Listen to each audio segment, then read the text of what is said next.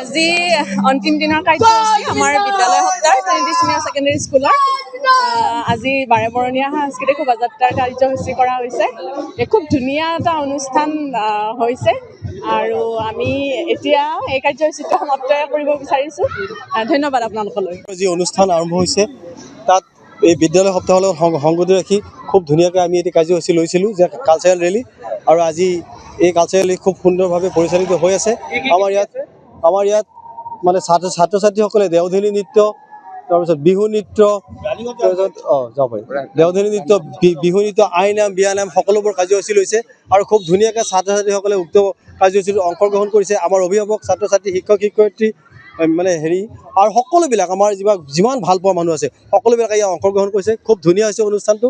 আমি আচলতে বিৰাট মানে আনন্দিত হৈছোঁ।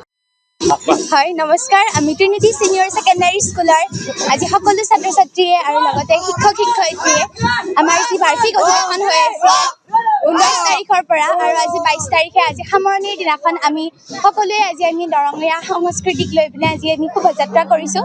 গতিকে আজি খুবেই আমি নথৈ আনন্দিত হৈছোঁ। ধন্যবাদ।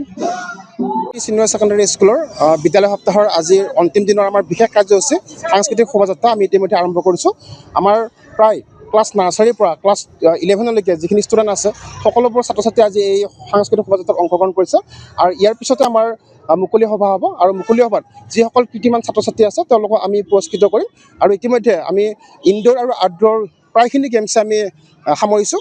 আমাৰ যোৱা 3টা দিনত কাৰ্যসূচীত প্ৰায়খিনি আমি খেলেই বা সাহিত্য, ক্ৰীড়া গোটেইখিনি প্ৰতিযোগিতাই আমি সমাপ্ত কৰিছোঁ। আজি আমাৰ একেবাৰে অন্তিম কাৰ্যসূচীত এতিয়া সাংস্কৃতিক শোভাযাত্ৰা চলি আছে। ইয়াৰ পিছতেই আমি অকণমান সময় বিৰতিৰ পিছতে আমি মুকলি আমি ছাত্ৰ ছাত্ৰীসকলে প্ৰত্যেকটো ক্লাছতে বেলেগ বেলেগ থিম লৈছে। তেওঁলোকে সেইমতে অনুষ্ঠানখিনি আগবঢ়াই দিছে।